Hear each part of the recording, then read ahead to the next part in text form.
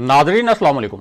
Inside news के नए programme के साथ मैं हूं इब्राहिम राजा और आज हम बात करेंगे कि NA 249 कराची के इंतखाबी मार्के में किन नए शवाहिद की बुनियाद पर एक नया और सनसनीखेज मोड़ आया है। इलेक्शन मॉनिटर करने वाले एक बड़े और मोतबर इदारे ने क्या नए आदादो शुमार सामने रखे हैं, जिसकी वजह से इस पूरे इलेक्शन पर कुछ नए संगीन सवालात खड़े हो गए हैं। वोटों के वो थैले जिनको वोटों की गिनती के मुकम्मल होने के बाद मुकम्मल तौर पर सील कर देना चाहिए था, उन थैलों के साथ क्या कुछ होता रहा और इस हवाले से अब किस नौयत के इल्जामात सामने लाए गए हैं और 11 पोलिंग स्टेशंस पर क्या खेल खेला गया। हमारे जिन दोस्तों ने अब तक हमारे चैनल को सब्सक्राइब नहीं किया, उनसे हम कहेंगे कि हमारे चैनल को सब्सक्राइब कर लें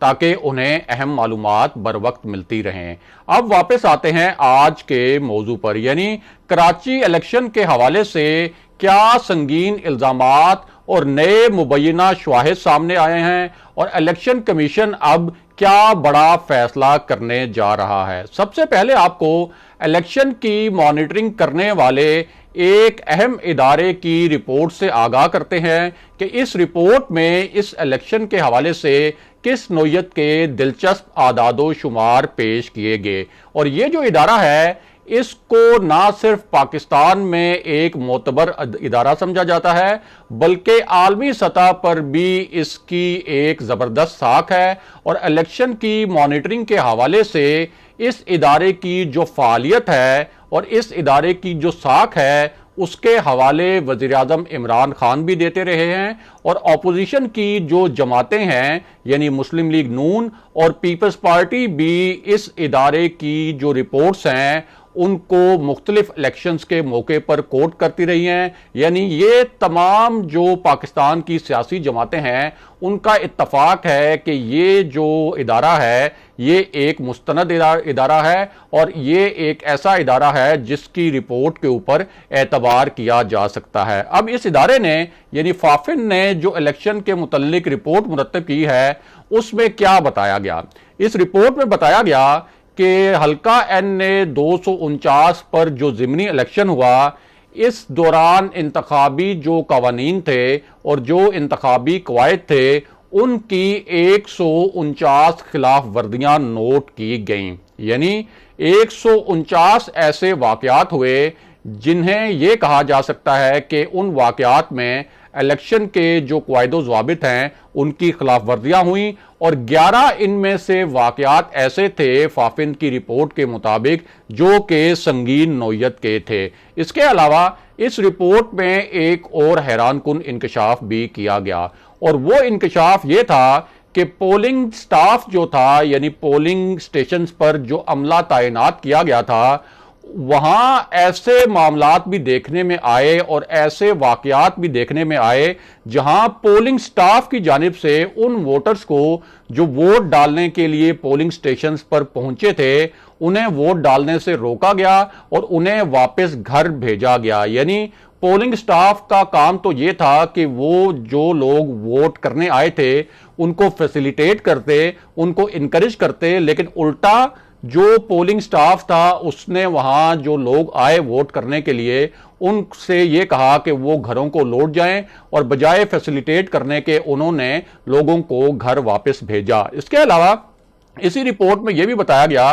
कि NA 49 में जो वोटों का तनासुब था कुल वोटों का यानी वो वोट जो कास्ट किए गए वो पूरा टर्न आउट जो है वो 21.6% रहा, जबकि 2018 का जो इलेक्शन था उसमें ये टर्न आउट जो था वो 40% से जायद था। यानी तकरीबन आधा टर्न आउट रहा आम इंतखाबात जो हुए थे 2018 के हल्का NA 249 में उसकी निस्बत 2021 में होने वाला ये जो ज़िमनी इलेक्शन था। इसके अलावा इस रिपोर्ट में और भी कुछ दिलचस्प आदादो शुमार पेश किए गए जिनसे ये पता चलता है کہ اس مرتبہ جو الیکشن ہوا اس میں مبینہ طور پر کس نوعیت کی دھاندلی کی بات کی جا رہی ہے، اور ان اعداد و شمار کے مطابق 2018 میں تحریک انصاف کے جو امیدوار تھے فیصل ووڈا، انہوں نے یہاں سے کل جو ووٹ ڈالے گئے تھے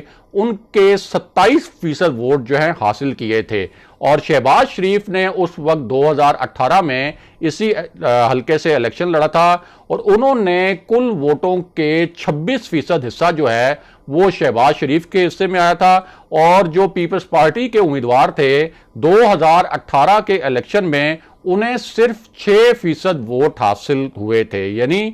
27% ووٹ پیپلز تحریک انصاف کو، 26% ووٹ شہباز شریف کو، اور پیپلز پارٹی کو 6% ووٹ اس وقت حاصل ہوئے تھے، اور وہ کسی بھی طرح مقابلے میں نہیں تھی، لیکن حیران کن طور پر ایک معجزہ ہوا، اور 2021 میں جو ضمنی الیکشن ہوا اس میں پیپلز پارٹی کے امیدوار جو ہیں وہ جیت گئے۔ اب بات کرتے ہیں کہ مبینہ طور پر اس الیکشن میں ووٹوں کے تھیلوں کے ساتھ کیا ہوا، اور ساتھ ہی آپ کو یہ بھی بتاتے ہیں کہ وزیراعظم عمران خان نے اسی پوری صورتحال میں جب ایک فارمولہ پیش کیا تو ان پر کس نوعیت کے تابڑ توڑ حملے کیے گئے۔ عمران خان کی یہ جو تجویز تھی اور یہ جو فارمولہ تھا، یہ ایک ایسے وقت میں سامنے آیا جب اس الیکشن کے حوالے سے، یعنی NA 249 کے جو الیکشن ہے اس حوالے سے پی ٹی آئی نے بھی دھاندلی کا شور مچایا، اور مسلم لیگ نون نے بھی یہاں دھاندلی کا شور مچایا،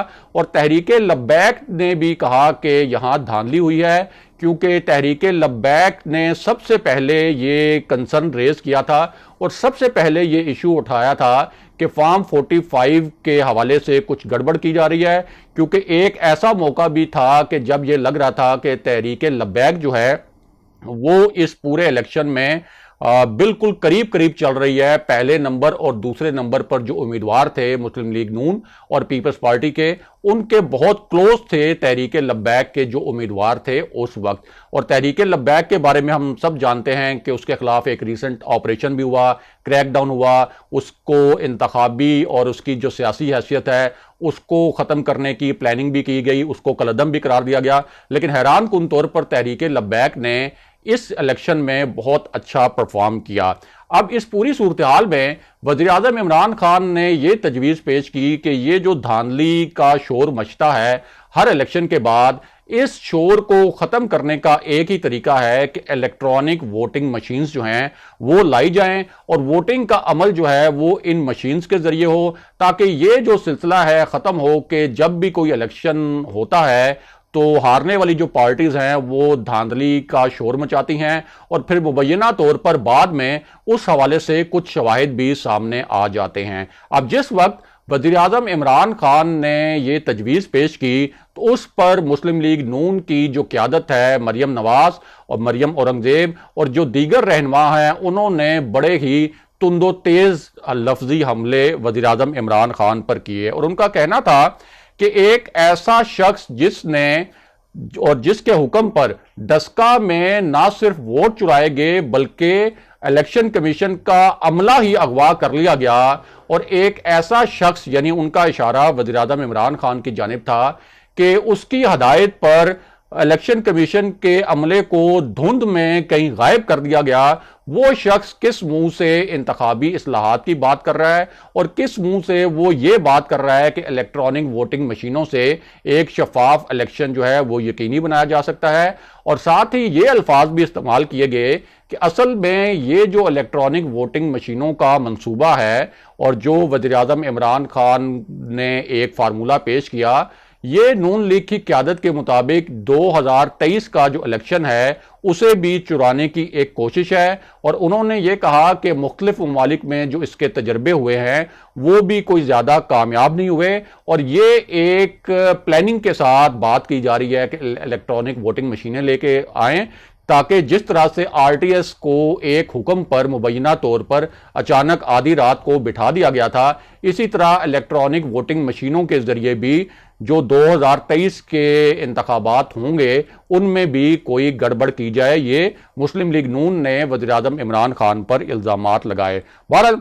अब वापस आते हैं कि कराची इलेक्शन में वोटों के थैलों के साथ मुबैना तौर पर क्या हुआ और अब इस हवाले से किस नौयत के इल्जामात लगाए गए हैं और क्या मुबैना शवाहिद सामने लाए गए हैं। तो मामला यह है कि जब भी पोलिंग स्टेशंस पर गिनती का अमल मुकम्मल हो जाता है तो उसके बाद जो वो वोटों के थैले हैं उनको महफूज कर लिया जाता है और वो जो थैले हैं उनको सील कर लिया जाता है ताकि ये जो पूरा रिकॉर्ड है वो महफूज रहे। और इलेक्शन कमीशन जो है उसके भी जो आउटस्टैंडिंग ऑर्डर्स होते हैं वो भी यही होते हैं। अब चूंकि कवायद के मुताबिक अगर किसी हलके में जीतने वाले उम्मीदवार का जो मार्जिन है, विक्ट्री मार्जिन, फतह का जो मार्जिन है, वो अगर 5% से कम हो तो फिर हमेशा ऐसा होता है, या आप कह सकते हैं कि अक्सर केसेस में ऐसा होता है कि जो हारने वाले उम्मीदवार हैं, खास तौर पर जो उम्मीदवार दूसरे नंबर पर होते हैं, वो दोबारा गिनती की दरखास्त देते हैं। इसलिए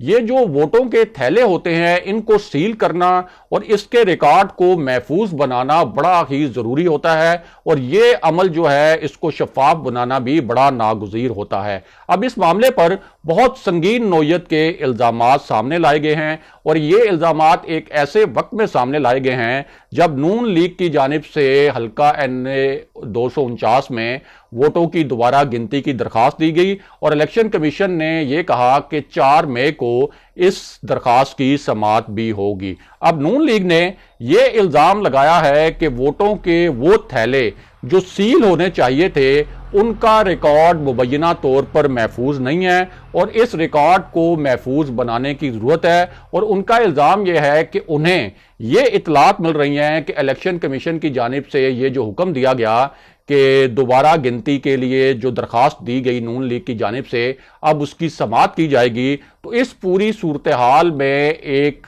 जो सिनेरियो बन रहा है कि ये दोबारा गिनती भी हो सकती है। तो नून लीग का इल्ज़ाम यह है कि वो जो वोटों के थैले हैं जिन्हें सील होना चाहिए था उनमें कोई मुबैना तौर पर गड़बड़ की जा रही है और ये इल्ज़ाम जो है वो इनडायरेक्टली जो रिटर्निंग ऑफिसर हैं लोकल उन पर लगाया जा रहा है ताकि जब दोबारा गिनती हो तो वो जो मुबैना धांधली हुई है या जो वो बात की जा रही है कि फॉर्म 47 के आदादो शुमार अलग हैं, फॉर्म 45 के आदादो शुमार अलग हैं और 30 फॉर्म 45 तो ऐसे हैं जो कि मुस्लिम लीग नून के दावे के मुताबिक उनको मिले ही नहीं है, तो उस पूरे रिकॉर्ड में गड़बड़ की जाए। और मुस्लिम लीग नून का इल्ज़ाम यह है कि ये जो गड़बड़ है ये पीपल्स पार्टी की जानिब से की जा रही है। और नून लीग के जो ज़राए हैं उनका ये दावा है कि इलेक्शन कमीशन ने जिस तरह से समाअत के लिए उनकी दरखास्त मंजूर की है दोबारा गिनती की, तो वो इस मामले पर बड़े मुतमईन भी हैं, बड़े खुश भी हैं और उनका दावा यह है कि अगर ये रिकॉर्ड महफूज हुआ